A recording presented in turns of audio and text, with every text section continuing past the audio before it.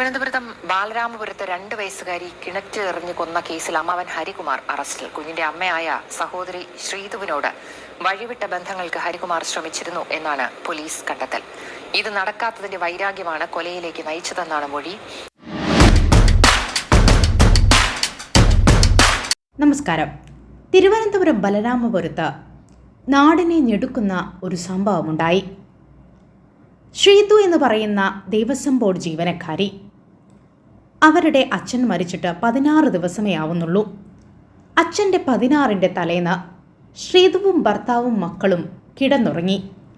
രാവിലെ എണീറ്റപ്പോൾ തൻ്റെ ഇളയ മക്കളെ കാണാനില്ല. ശ്രീതു എല്ലായിടത്തും തിരഞ്ഞു. നാട്ടുകാരോട് നിലവിളിച്ച് കാര്യം പറഞ്ഞു. പിന്നീടുള്ള തിരച്ചിലിലാണ് കിണറിൽ നിന്നും കുഞ്ഞിനെ കിട്ടുന്നത്, മരിച്ച നിലയിൽ.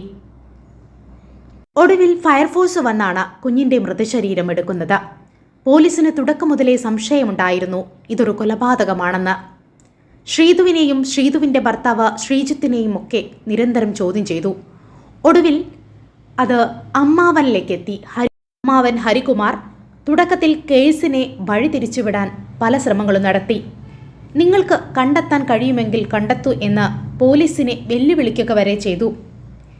എന്നാൽ നിരന്തരമായ ചോദ്യം ചെയ്യലിനൊടുവിൽ സത്യം തെളിയുകയാണ് പിന്നീടുണ്ടായത്. അമ്മാവൻ തന്നെ പറഞ്ഞു, ഞാൻ തന്നെയാണ് കൊന്നത്. എന്നാലും ഈ സത്യത്തിലേക്ക് എത്തുന്നതിനു മുന്നേ തെറ്റിദ്ധരിപ്പിക്കാൻ പല ശ്രമങ്ങളും നടത്തിയിരുന്നു. മച്ചിൻ്റെ മുകളിൽ കെട്ടിത്തൂക്കിയ പോലെ കൂട്ട ആത്മഹത്യയ്ക്ക് ഒരുങ്ങുന്ന തരത്തിലുള്ള തോന്നിപ്പിക്കുന്ന തരത്തിൽ ചില ശ്രമങ്ങൾ അവർ നടത്തി. അതേ പ്രതി ഹരികുമാർ കിടന്നിരുന്ന റൂമും കത്തിയ നിലയിലായിരുന്നു കണ്ടിരുന്നത്. ഇതെല്ലാം കേസിനെ വഴിതിരിച്ചുവിടാനുള്ള ശ്രമമായിരുന്നു. എന്തായാലും ഒടുവിൽ ഹരികുമാർ തന്നെ കുറ്റം സമ്മതിച്ചു, ഞാനാണ് കൊലയാളിയെന്ന്. എന്നാൽ അപ്പോഴും ശ്രീതു സംശയത്തിൻ്റെ നിഴലിലാണ് കുഞ്ഞിൻ്റെ അമ്മ. കാരണം അവരുടെ ചില പ്രവർത്തികൾ നാട്ടുകാർക്ക് സംശയമുണ്ടായി. ഈ കുഞ്ഞു മരിച്ചിട്ടും അവർക്ക് യാതൊരു വേദനയും ഉണ്ടായിരുന്നില്ല. അവരുടെ മുഖഭാവത്തിൽ ഒരു മാറ്റവും ഉണ്ടായിരുന്നില്ല എന്നാണ് അയൽവാസികളുടെ അഭിപ്രായം. നമുക്ക് ഏതായാലും അതൊന്ന് കേട്ടു നോക്കാം. അമ്മയുടെ ഭാഗത്തുനിന്ന് ഒരു കുട്ടിയെ കാണാതെ പോയെന്നുള്ള ദുഃഖഭാവം ഇല്ലായിരുന്നു. വെവ്വേറെ ഇരത്തിയുള്ള ചോദ്യം ചെയ്യലിലും മൊഴികളിൽ വൈരുദ്ധ്യം. പലവട്ടം പോലീസിനെ വട്ടം കറക്കിയതിനൊടുവിലായിരുന്നു അമ്മാവൻ ഹരികുമാർ കുറ്റം സമ്മതിച്ചത്. കുഞ്ഞിനെ കൊന്നെന്ന് സമ്മതിക്കുമ്പോഴും എന്തിനെന്ന ചോദ്യത്തിന് ഉത്തരമില്ല.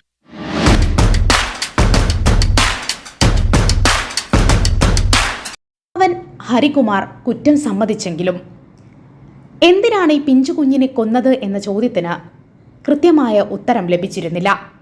പിന്നീട് ഇയാളുടെ വാട്സപ്പ് ചാറ്റുകൾ പരിശോധിച്ചു. സഹോദരി ശ്രീതുവുമായി ഇയാൾക്ക് അവിഹിത ബന്ധമായിരുന്നു ഉണ്ടായിരുന്നത്, ഒരു സഹോദര ബന്ധമായിരുന്നില്ല. അടുത്തടുത്ത റൂമിലാണ് ഇവർ കഴിഞ്ഞിരുന്നത്. എങ്കിൽ പോലും വീഡിയോ കോളും ചാറ്റുകളും ഇവർ ചെയ്തിരുന്നു. ലൈംഗിക സന്ദേശങ്ങൾ ഇവർ അയച്ചിരുന്നു. അതുമാത്രവുമല്ല, ആ ദിവസം 16 ഇവരുടെ അച്ഛൻ മരിച്ചിട്ട്. ആ 16 ശ്രീതുവിൻ്റെ ഭർത്താവ് അവിടേക്ക് വന്നിരുന്നു. ആ സമയം ശ്രീതു തൻ്റെ ഭർത്താവിൻ്റെ അടുത്തേക്ക് പോയതാണ് ഹരികുമാറിനെ ചൊടിപ്പിച്ചത്. ഇതിനെ ദേഷ്യം കൊണ്ടാണ് ഹരികുമാർ കുഞ്ഞിനെ എടുത്ത് കിണറിലിട്ടത് എന്ന് പറയുന്നു. കുഞ്ഞിൻ്റെ കൊലപാതകവുമായി ബന്ധപ്പെട്ട് നാട്ടുകാർക്ക് ചില സംശയങ്ങളുണ്ട്. കുഞ്ഞിൻ്റെ അമ്മ ശ്രീതു ഒരു ചില്ലറക്കാരിയല്ല. നിരവധി തട്ടിപ്പുകൾ നടത്തിയിട്ടുണ്ട്. നാട്ടുകാരെ നിരവധി തവണ ഇവർ പറ്റിച്ചിട്ടുണ്ട്. ക്യാൻസർ ആണെന്ന് പറഞ്ഞ് നാട്ടുകാരെ കയ്യിൽ നിന്നും പണം തട്ടിയിട്ടുണ്ട്. കൂടാതെ ദേവസ്വം ബോർഡ് ജീവനക്കാരിയായ ഇവർ ദേവസ്വം ബോർഡിൽ ജോലി വാഗ്ദാനം ചെയ്ത് നിരവധി ആളുകളുടെ കയ്യിൽ നിന്നും പണം തട്ടിയിട്ടുണ്ട്. ആ നാട്ടിലെ വാർഡ് മെമ്പറുടെ വാക്കുകൾ നമുക്കൊന്ന് കേട്ടു നോക്കാം.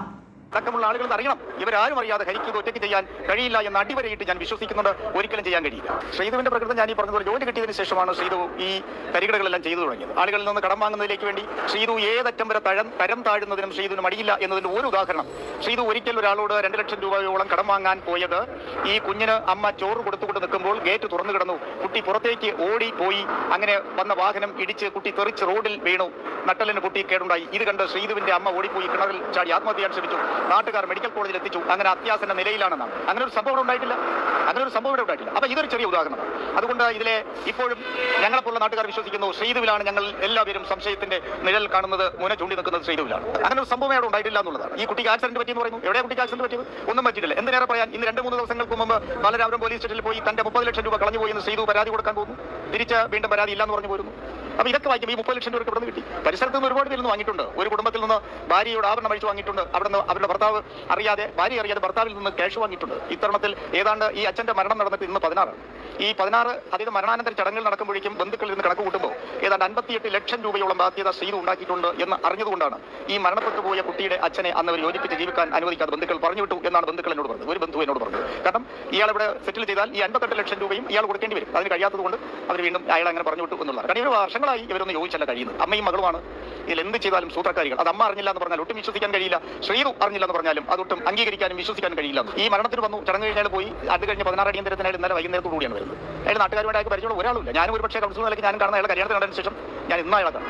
ഞങ്ങളിപ്പോഴും വിശ്വസിക്കുന്നത് ഇതിലെ പ്രധാനപ്പെട്ടത് ഒരുപക്ഷേ പോലീസ് ഹരികുമാർ ഏറ്റു, അതുകൊണ്ട് ആ വിഷയം ഒതുക്കാൻ എങ്കിൽ പോലീസ് ഒതുക്കുന്നു എന്നാണ് ഞങ്ങളുടെ അഭിപ്രായം. എന്റെ അഭിപ്രായം ഒരു കൗൺസിലർ നിലയ്ക്ക്. കാരണം ഹരികുമാറിൽ ഈ വിഷയം തീരത്തില്ല. അങ്ങനെ ഒരു കൊലപാതകം നടത്താനോട് ഹരികുമാറിന് കഴിയത്തില്ല.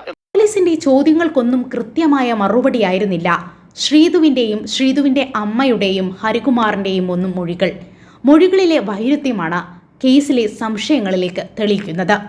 ഒടുവിൽ അമ്മാവൻ കുറ്റം സമ്മതിക്കുമ്പോഴും അമ്മാവൻ ഈ കേസിന് കൃത്യമായ മൊഴിയോ അല്ലെങ്കിൽ പോലീസിന്റെ ചോദ്യത്തിന് കൃത്യമായ ഉത്തരമോ നൽകുന്നില്ല.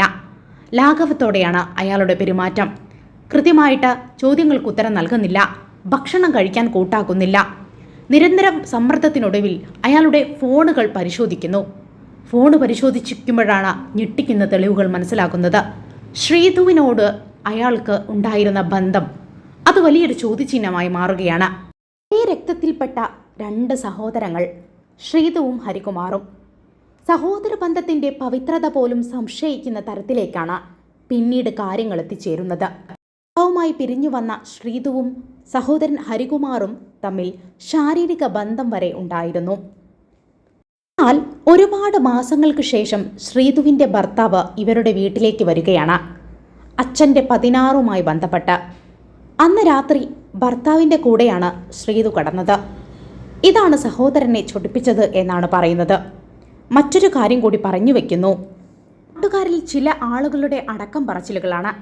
ഈ കുഞ്ഞു ജനിക്കുന്ന സമയത്ത് അല്ലെങ്കിൽ ഈ കുഞ്ഞുണ്ടാവുമ്പോൾ കുഞ്ഞിൻ്റെ അച്ഛൻ ഇവരുടെ കൂടെ താമസിച്ചിരുന്നില്ല.